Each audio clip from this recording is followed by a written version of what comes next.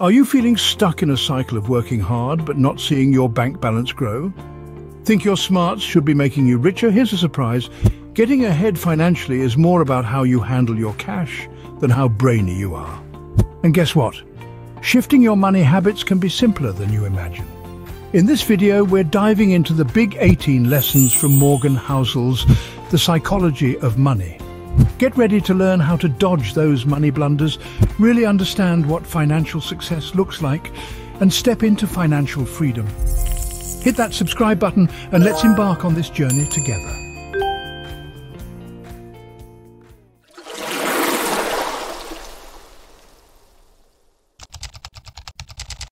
Chapter 1 of The Psychology of Money brings a powerful message.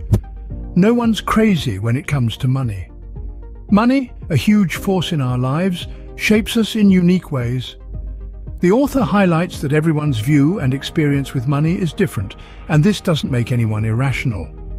Your personal outlook on money is distinct, setting you apart from others. But remember, while books like this offer a wealth of knowledge about finances, they don't tell the whole story. There's a significant gap between reading about financial concepts and actually applying them in real life. To truly grasp the essence of financial wisdom, you need to live it, experiment with it, and learn from your own experiences. Imagine this scenario. You're a lottery winner who's been living extravagantly for years. You believed money could buy happiness, security, and admiration. Luxury cars, mansions, designer outfits, and lavish vacations, you had them all.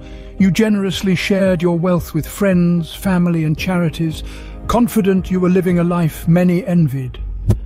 But then, your world turns upside down. A poor investment, legal troubles, or a personal crisis drains your finances.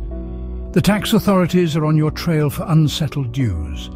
Those you thought were close to you either turn their backs or disappear.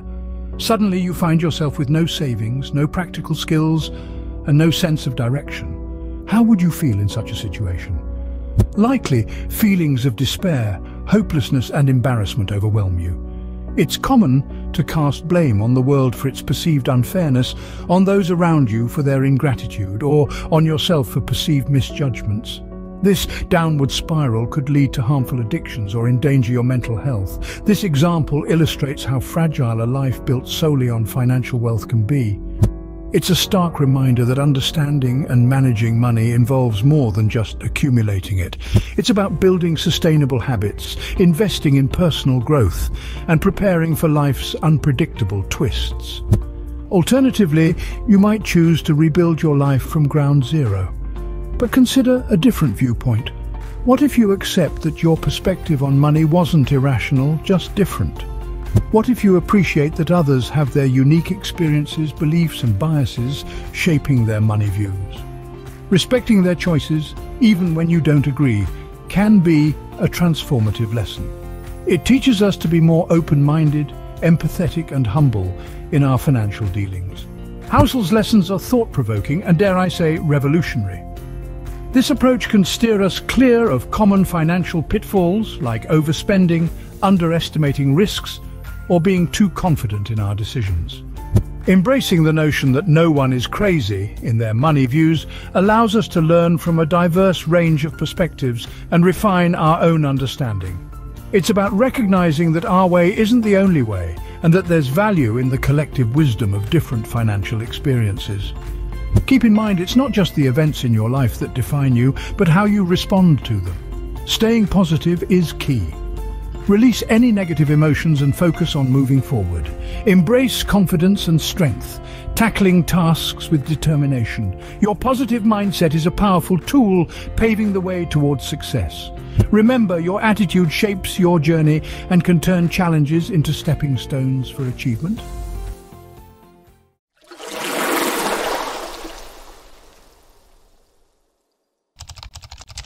The next chapter in The Psychology of Money delves into the intriguing concepts of luck and risk, which significantly influence financial trajectories. Consider the story of Bill Gates. His early access to a computer was a stroke of luck that played a crucial role in his journey. The debate around luck's role in success is ongoing. Some believe luck is a predominant factor, while others emphasize the importance of hard work. Now imagine if you had the chance to converse with some of the world's most renowned entrepreneurs.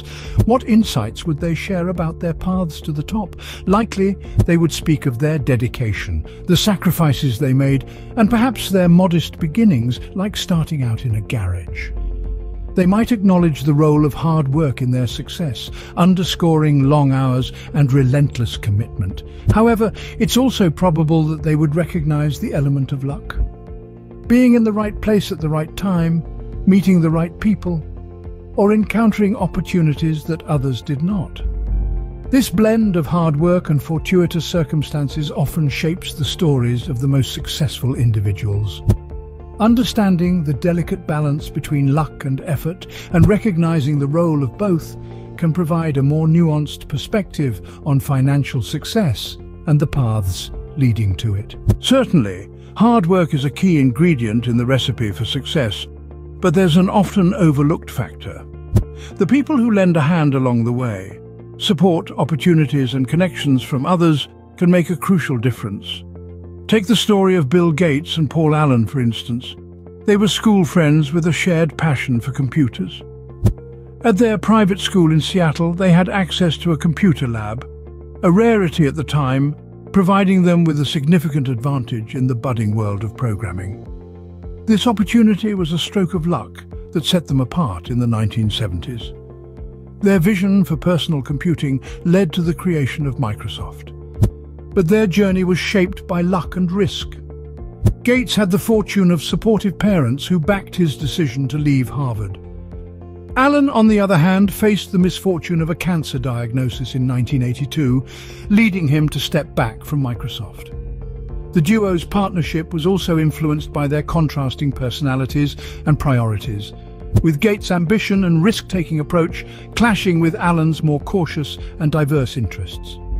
Luck and risk continued to play roles in both their professional and personal lives. Gates' aggressive business strategies led to immense wealth, but also legal challenges and criticism. Allen, after overcoming cancer, achieved billionaire status but faced personal struggles with addiction and isolation. Their stories illustrate how success is not solely a product of individual choices or abilities.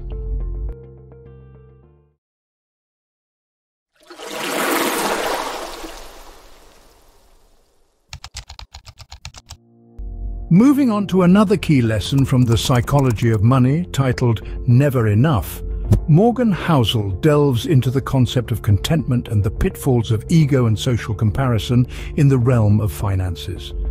This chapter underscores how even the most successful individuals can succumb to greed and envy.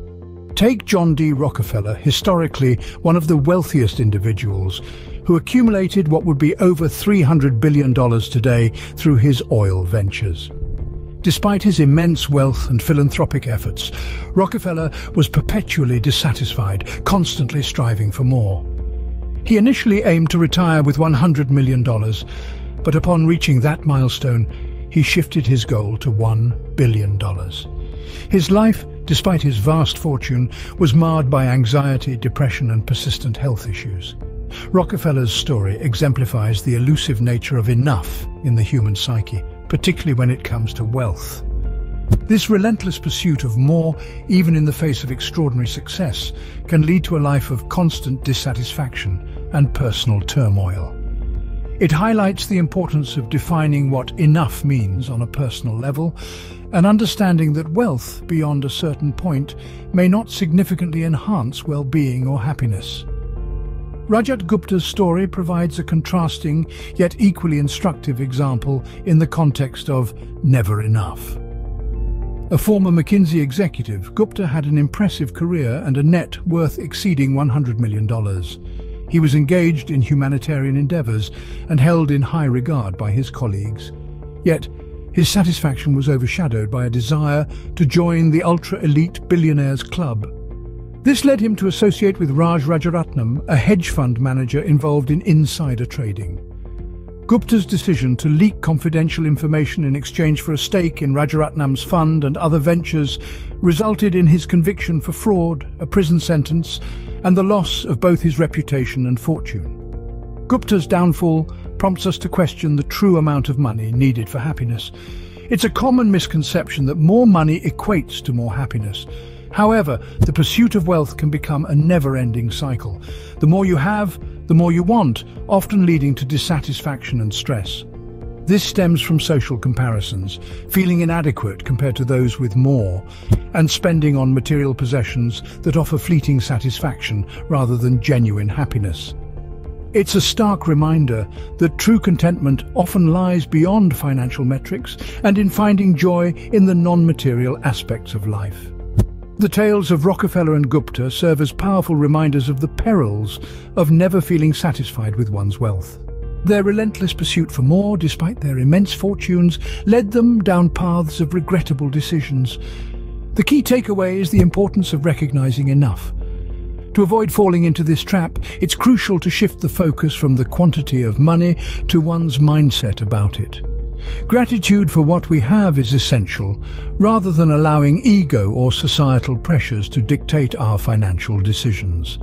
Happiness with money isn't about lavish displays of wealth. It's about investing in what genuinely brings joy and fulfillment.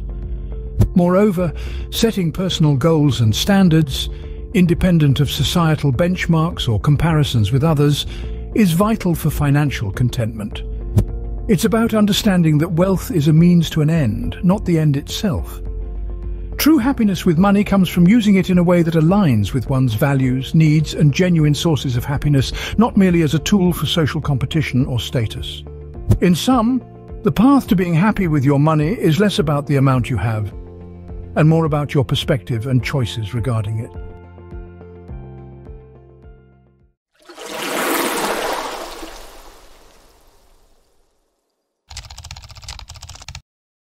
The Confounding Compounding, another insightful lesson from the psychology of money, delves into the remarkable power of compounding.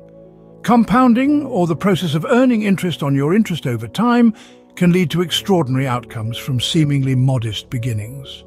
Morgan Housel uses Warren Buffett's journey to illustrate this principle. Buffett, one of the wealthiest individuals globally, is a testament to the potency of long-term investing. A key aspect of his success is that he started investing at a very young age and maintained his investment strategy consistently.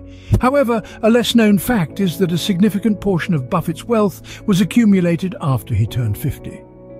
His longevity further amplified the effects of compounding, allowing his investments more time to grow. Buffett's approach wasn't just about investing early and for the long term. He also made wise choices in selecting quality companies to invest in. This strategy underscores the dual power of compounding. It's not just about time, but also about making smart investment choices. Even small, smart investments can grow exponentially over time, demonstrating why compounding is often referred to as the eighth wonder of the world in financial circles.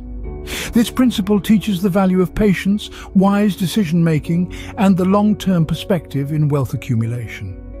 Indeed, Warren Buffett keenly recognized compounding as his secret weapon. His analogy of life being like a snowball rolling downhill, gaining size and momentum, vividly encapsulates the essence of compounding. This principle highlights the immense power of patience and consistency in achieving financial success. The impact of small, consistent actions over time, be they positive or negative, cannot be overstated. Compounding is a double-edged sword. It can significantly enhance wealth or, conversely, exacerbate debt. Take retirement savings as an example. Starting early, even with modest amounts, and investing in a diversified portfolio can harness the power of compounding interest. Over the years, even small contributions can accumulate into a substantial sum, demonstrating how time can magnify the effects of wise financial decisions. Conversely, delaying savings or living beyond one's means can lead to accumulating debt. In this scenario, compounding works against you as interest on debt grows over time, making it increasingly challenging to break free from financial burdens. This principle underscores the importance of making prudent financial choices, embracing the discipline of regular saving and investing, and understanding the long-term implications of today's financial behaviors. By leveraging the power of compounding in a positive way, individuals can build a secure financial foundation for the future.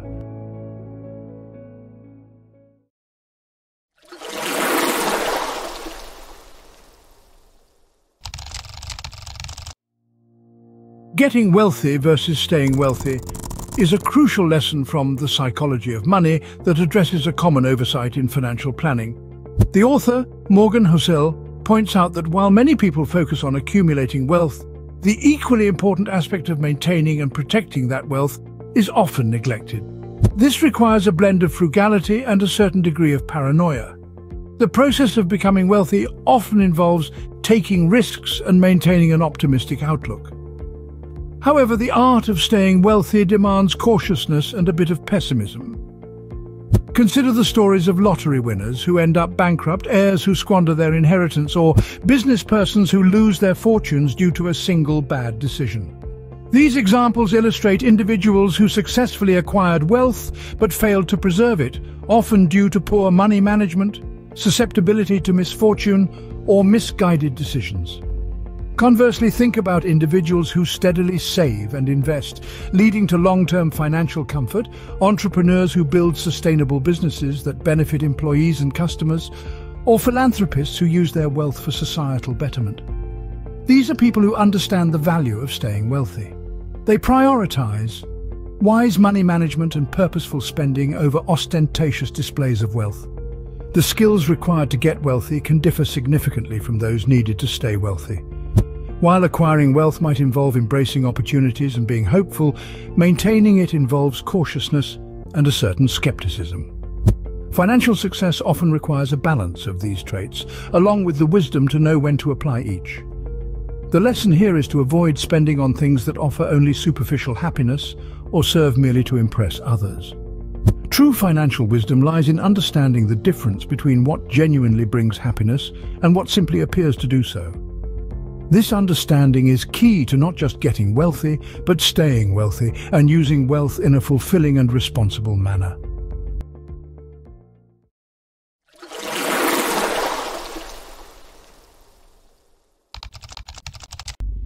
Tales You Win, another insightful chapter from The Psychology of Money, dives into the concept of rare, high-impact events in the financial world, often driven by luck or chance. These events, or tales, as Morgan Housel refers to them, are not the norm, but can dramatically alter one's financial trajectory. Take the example of Walt Disney, who built a global empire from his cartoons and theme parks. Disney's success is a quintessential tale, an extraordinary and unlikely occurrence that had a monumental impact on his financial success. These tales are outliers, unpredictable and exceptional, yet they hold the power to change everything instantly. To grasp how tales impact finance, it's essential to understand that financial outcomes don't always follow a fair or balanced distribution. Instead, they often adhere to a power law, where a handful of decisions or events can yield the majority of results. This principle suggests that achieving financial success doesn't necessarily require being right all the time. Rather, it's about being right on a few significant occasions. Such understanding calls for humility and curiosity in financial pursuits. It's a reminder not to be overconfident in one's knowledge or to assume that current trends will always persist.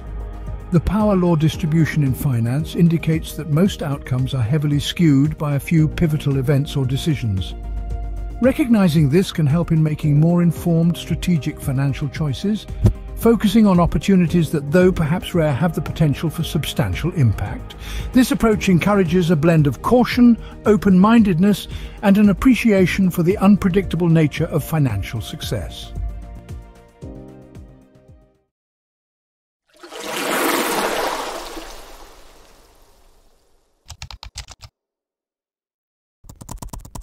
The lesson titled Freedom in the Psychology of Money is a profound reflection on the true essence of wealth and happiness.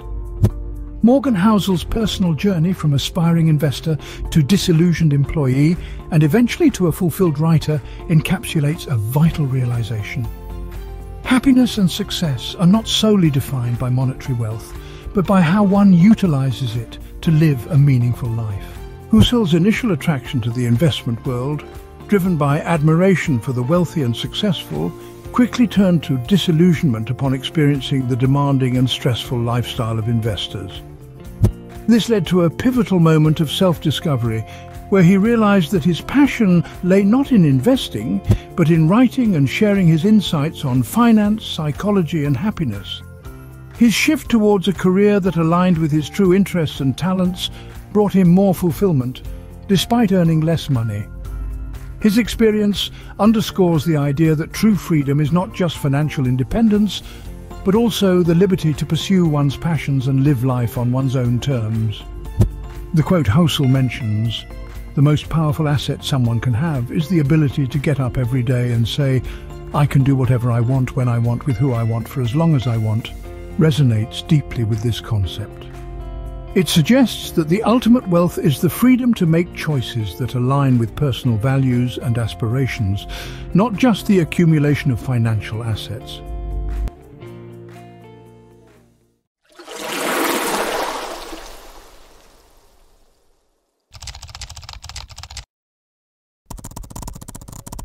The Man in the Car Paradox, a chapter from The Psychology of Money, addresses a common misconception in societal values regarding wealth and success. Morgan Housel discusses how people often fantasize about owning lavish items like fancy cars, not necessarily out of admiration for the owner, but because of what those items represent. This behavior underscores a deeper issue where people prioritize short-term gratification and social status over long-term financial stability and personal fulfillment. The story of Tom, a lawyer who dreamt of owning a Ferrari, exemplifies this paradox. He believed that possessing such a luxury car would not only bring him personal satisfaction, but also earn him respect and admiration. However, the reality was starkly different. The Ferrari didn't bring the anticipated happiness or social validation. Instead, Tom encountered indifference, resentment, and the burdensome costs of maintaining a luxury vehicle. The initial thrill of driving the Ferrari faded, leading to dissatisfaction and the desire for something even more extravagant. Tom's experience is a vivid illustration of the pitfalls of seeking happiness and validation through material possessions. It demonstrates that the pursuit of such status symbols often leads to a cycle of dissatisfaction, where the initial joy is fleeting and quickly replaced by a sense of wanting more or better. By selling the Ferrari and choosing a more practical car, Tom took a significant step towards realigning his priorities. His decision to focus on personal goals and happiness rather than societal comparisons represents a crucial shift in mindset. This chapter teaches a valuable lesson. True happiness and fulfillment often stem from investing in experiences, personal growth, and contributions to society, rather than in acquiring material symbols of wealth. It's a reminder to focus on what genuinely enriches one's life, aligning with individual values and long-term objectives.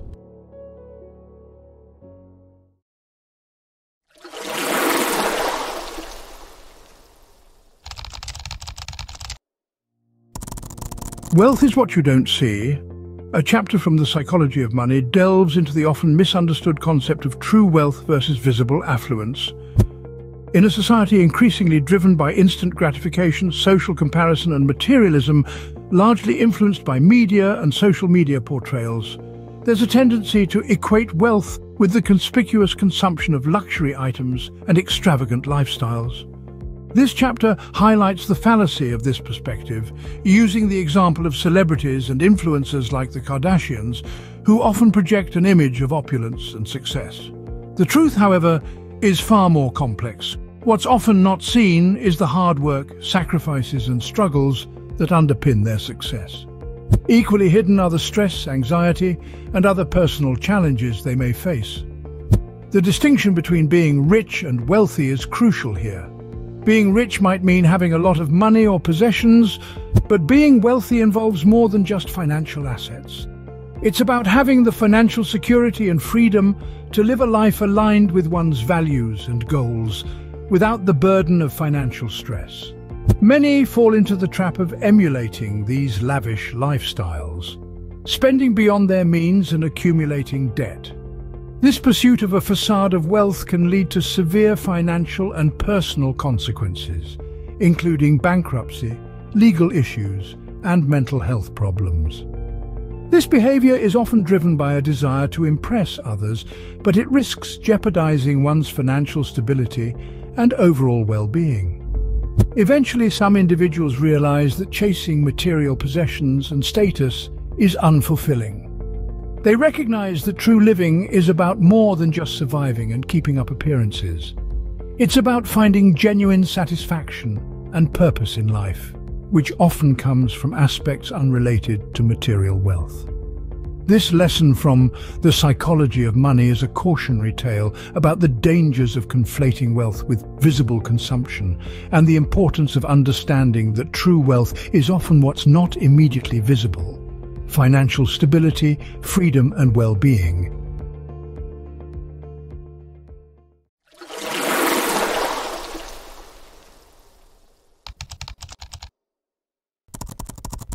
The lesson on saving money from The Psychology of Money centers on the critical importance of savings in the journey toward wealth and happiness. It shifts the focus from traditional metrics like income or investment returns to the more fundamental aspect of how much money one retains or saves. The book highlights that saving money is a surer and safer path to wealth compared to earning or investing, which are often accompanied by uncertainties and risks. This perspective places a strong emphasis on the reliability of savings as a foundation for financial security. Moreover, the author points out that saving money isn't just a matter of crunching numbers, it's also about the attitudes and emotions that guide our financial decisions. Being humble and confident can facilitate saving, whereas pride and insecurity may hinder it. The contrasting examples of two friends, one who spends lavishly on shopping and the other who practices budgeting and mindful spending, illustrate different approaches to money management. The first friend views shopping as a source of happiness and a reward for hard work, leading to minimal savings. The second friend, who budgets and prioritizes savings, sees financial responsibility as a form of self-respect and a path to happiness. This chapter underscores that building wealth isn't primarily about the money earned or generated through investments. It's fundamentally about the amount saved. It's a reminder that financial stability and wealth accumulation often stem from a disciplined approach to saving, living within one's means, and making conscious choices about spending. This approach to saving is about balancing the enjoyment of life today with preparing for financial security tomorrow. It's not about depriving oneself of happiness, but about prioritizing what truly brings long-term satisfaction and stability. The lesson encourages readers to view saving not as a restriction, but as an empowering choice that leads to greater financial freedom and peace of mind.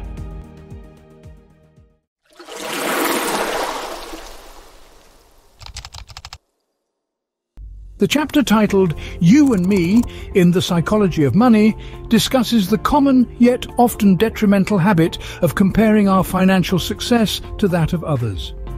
Morgan Housel points out that such comparisons typically involve relative measures like income, net worth, or status, rather than absolute values like health, freedom, or relationships.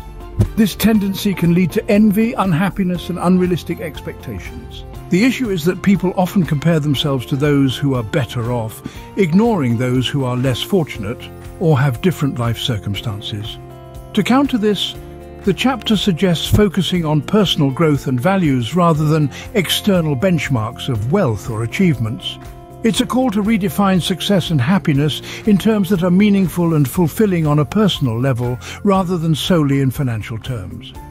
Jim Carrey's story is a fitting example for this lesson. He rose from poverty to become a successful actor and comedian, earning fame and fortune.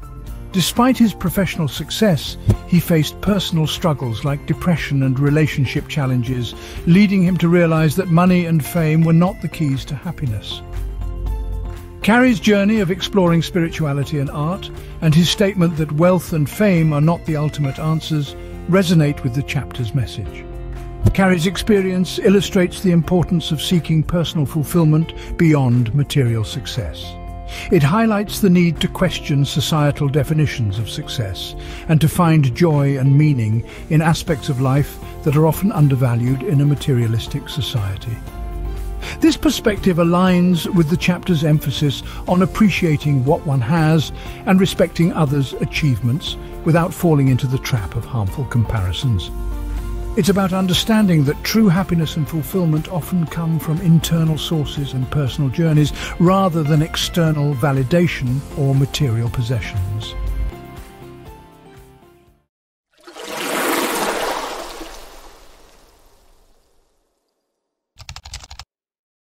A surprise, a chapter from The Psychology of Money, focuses on the inherent unpredictability in finance and investing, highlighting the importance of humility, caution, and resilience.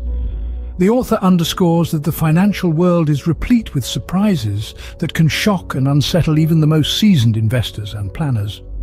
This unpredictability necessitates a mindset geared towards flexibility and adaptability. The chapter advises against rigid adherence to specific goals or strategies, emphasizing the need to be open to adjusting and adapting as circumstances evolve. This approach to finance is about being prepared for the unexpected, understanding that not everything is within our control. The COVID-19 pandemic serves as a stark example of such unpredictability and its profound impact on the global economy and individual finances. As an unforeseen event, it brought significant upheaval, leading to widespread health crises, economic downturns, and changes in how societies function. The pandemic's effects on job markets, businesses, and investment landscapes were profound and widespread. However, the pandemic also spurred innovation and adaptation. The rise of remote work, e-commerce expansion, and the rapid development of vaccines are examples of how societies and economies can adapt to unforeseen challenges. From a financial perspective, the pandemic highlighted the importance of having a safety net, diversifying income streams, and maintaining a flexible approach to financial planning. This chapter reinforces the lesson that while we can't predict every twist and turn in our financial journeys, we can cultivate resilience, resourcefulness, and a mindset that is ready to adapt to change. It's about understanding that surprises are a part of life and financial planning, and the best strategy often involves being prepared for various outcomes, staying informed, and being able to pivot when necessary.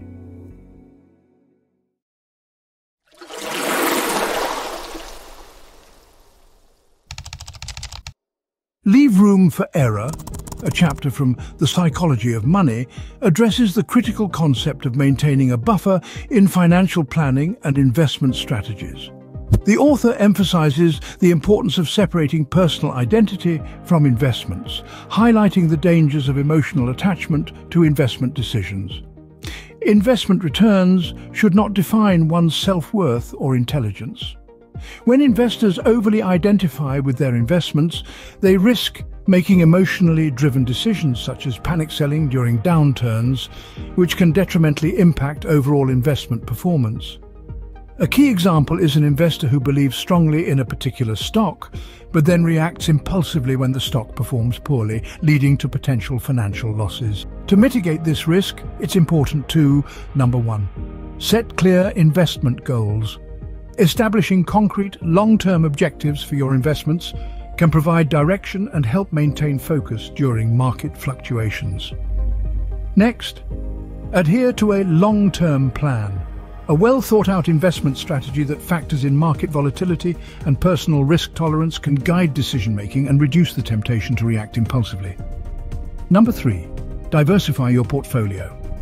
Spreading investments across various asset classes can reduce risk and minimize the impact of any single investment's poor performance. Number 4, avoid excessive borrowing.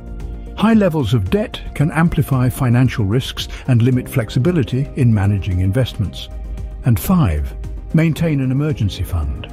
Having readily accessible savings can provide a cushion for unforeseen expenses or market downturns, preventing the need to liquidate investments under unfavorable conditions. The chapter encourages investors to focus on what they can control, such as their investment approach and risk management strategies. It also advises contemplating the potential impact of financial losses on one's life, emphasizing the importance of aiming for financial security and peace of mind over merely acquiring wealth and status. This perspective advocates for a balanced, pragmatic approach to investing, where caution and preparedness are key components of financial decision-making.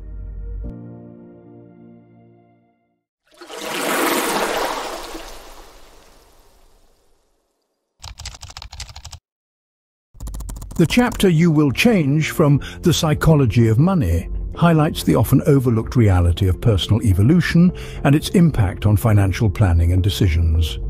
Morgan Housel emphasizes that people frequently underestimate how much their needs, preferences and circumstances will change over time. This change necessitates a flexible and adaptable approach to financial planning. This lesson suggests that as we journey through life, our financial plans should be dynamic, evolving as we do.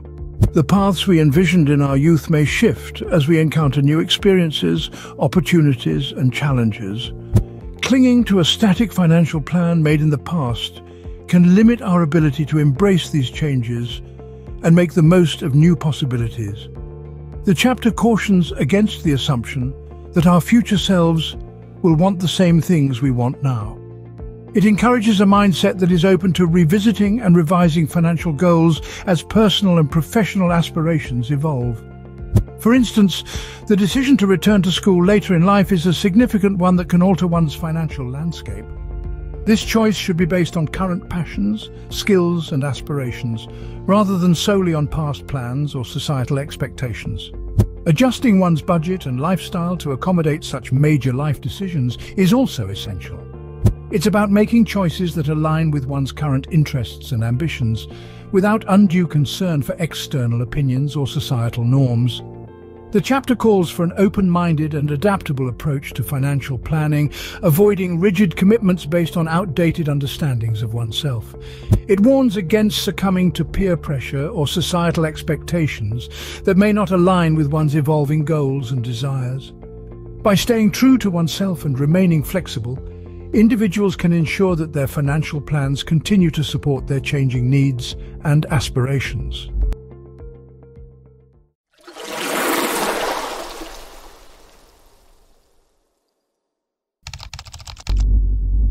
The chapter "Nothing is Free" from The Psychology of Money delves into the inherent costs and risks associated with investing, particularly in the stock market. The author underscores that investing is neither easy nor free of charge, involving both financial and emotional costs. This perspective frames investing as a journey akin to a roller coaster, with its highs and lows, joys and disappointments. Investing in the stock market or any investment vehicle requires an acceptance of volatility and uncertainty. The key is not to be overly swayed by the market's ups and downs. Instead, investors should focus on their long-term objectives, learning from the experience and being prepared for the inevitable fluctuations. The advice to avoid blindly following the crowd or taking excessive risks is crucial. Such behaviors can lead to significant losses or financial instability. Investors should be mindful of their risk tolerance and not be lured by the promise of quick riches or market hype. The example of buying a house illustrates these principles well. Home ownership is a significant investment with potential benefits like stability, comfort, and long-term value appreciation. However, it also comes with substantial costs: mortgages, taxes, insurance, maintenance, and the possibility of market value fluctuations. The decision to buy a house should be based on personal needs, financial capacity, and a long-term perspective rather than market trends or the pursuit of fast wealth. It's important for potential homeowners to realistically assess their financial situation, considering both the upfront and ongoing costs of owning a home. They should be prepared to handle the responsibilities and potential challenges, such as market downturns or maintenance issues. This chapter encourages a balanced, well-informed approach to financial decisions, emphasizing the importance of understanding the costs and risks involved and aligning decisions with one's personal circumstances and long-term financial goals. It's a reminder that while investments can offer rewards, they also carry risks and costs that should be carefully considered and managed.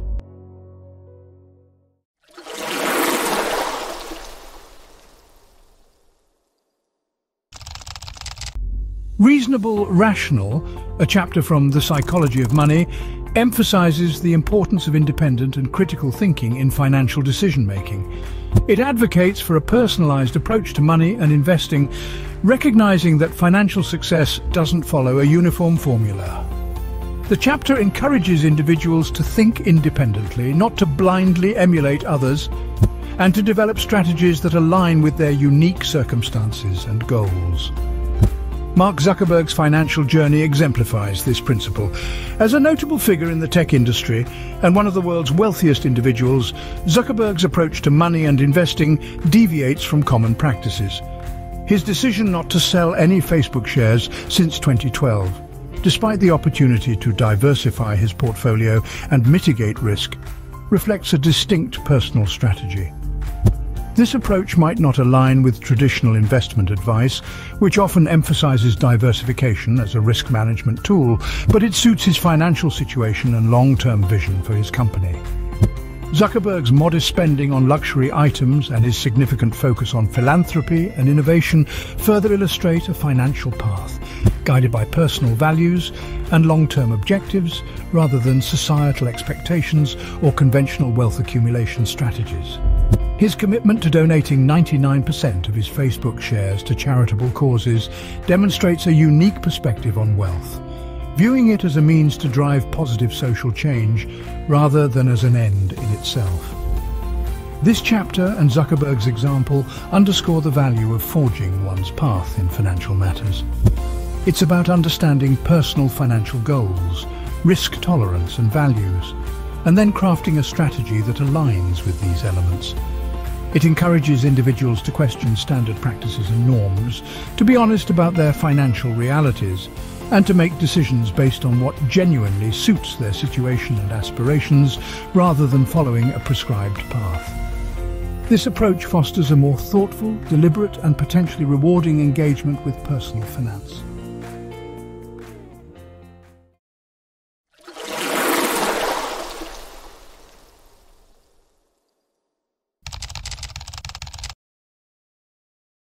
The Seduction of Pessimism, a chapter from The Psychology of Money, explores the allure and potential pitfalls of pessimism in financial decision-making.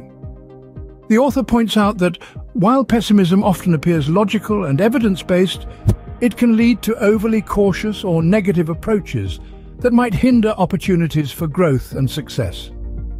Pessimism can be particularly tempting in the realm of investments and business. For instance, constant exposure to negative news about stock market crashes can influence investors to make fear-driven decisions, like prematurely selling off investments or avoiding the market entirely. While it's important to be aware of risks, succumbing to pessimism can result in missing out on the potential long-term gains of a well-researched and diversified investment strategy. In the context of starting a business, the chapter emphasizes the need for a balanced approach. Starting a business indeed involves risks and challenges such as competition and regulatory hurdles. However, approaching this endeavor with a blend of optimism and realism is crucial. A vision, a solid plan, a willingness to work hard, and an openness to learning from mistakes are essential ingredients for success. It's not about being blindly optimistic or naively disregarding the challenges, but about recognizing the potential rewards while being prepared to navigate the difficulties. This chapter warns against the dangers of both unchecked optimism and excessive pessimism. While optimism can fuel ambition and action, it needs to be grounded in reality. On the other hand, pessimism should not lead to paralysis or cynicism. Being hopeful yet realistic acknowledges that while success is not guaranteed or easy, it is attainable and can be immensely rewarding. In summary, The Seduction of Pessimism advises maintaining a balanced perspective, being informed and cautious without letting fear or negativity dictate financial decisions. This approach promotes a healthy, constructive attitude towards investment and business endeavors, maximizing the chances of success while being prepared for various outcomes.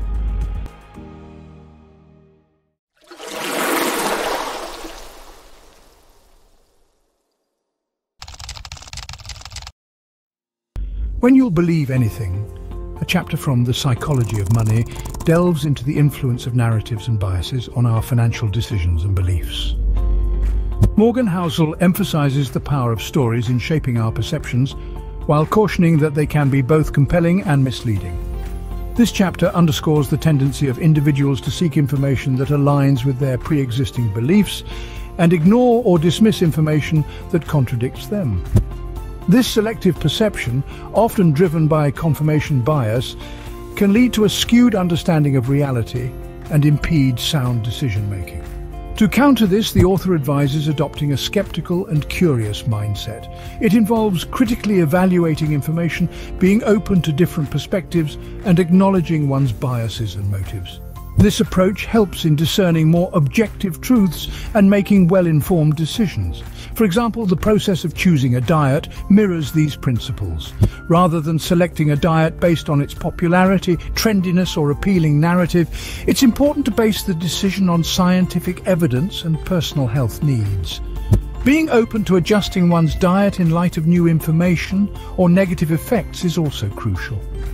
This approach avoids the trap of blindly following popular trends or persuasive marketing, which might not align with one's individual health requirements.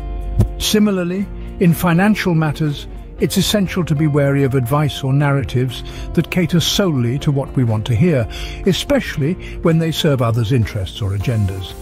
Instead, one should seek diverse viewpoints, question assumptions, and critically evaluate the credibility and motives behind financial advice. In essence, when you'll believe anything encourages a balanced, analytical approach to processing information, whether it's related to finance, health, or other aspects of life. It's about being open to learning, willing to challenge one's beliefs, and making decisions based on a comprehensive understanding of the facts, rather than being swayed by compelling but potentially incomplete or biased narratives. The Psychology of Money by Morgan Housel delves into the intricate ways our emotions, biases, experiences, and values shape our financial decisions. This compelling book challenges common assumptions and so-called common sense that often guide our actions with money, pointing out that finance is as much about psychology as it is about mathematics. In exploring 18 key lessons from the book, it's clear that the psychological aspects of managing finances are crucial. Understanding how thoughts and feelings about money influence behavior can significantly impact financial health and satisfaction. One of the standout insights is the importance of psychology over mathematics in financial decisions. It's not just the numbers that matter, but also how individuals think and feel about money. This mindset shapes actions, which in turn determine financial success and contentment. Experience and observation are highlighted as vital teachers in understanding money. Learning from both personal experiences and the stories of others who have navigated similar financial challenges is invaluable. Moreover, the concept of time as a measure of financial success is emphasized. Viewing money as a tool to buy more time for meaningful pursuits can lead to a more fulfilling life. The book also stresses the significance of saving more and spending less as a pathway to financial independence. Understanding the difference between ego and income, as well as between income and aspirations, is key to enhancing savings. Humility and adaptability are underscored as essential qualities in financial management. Recognizing the limitations of one's knowledge, being open to new information, and learning from mistakes are crucial for avoiding financial missteps. In conclusion, The Psychology of Money offers a comprehensive look at the mental underpinnings of financial behavior. It serves as a reminder that mastering the psychological aspects of money is as important as understanding the financial ones. If you are interested in delving deeper into the rules of money and enriching your financial literacy, watch this video. Thank you for watching, and I see you in the next video. Peace out.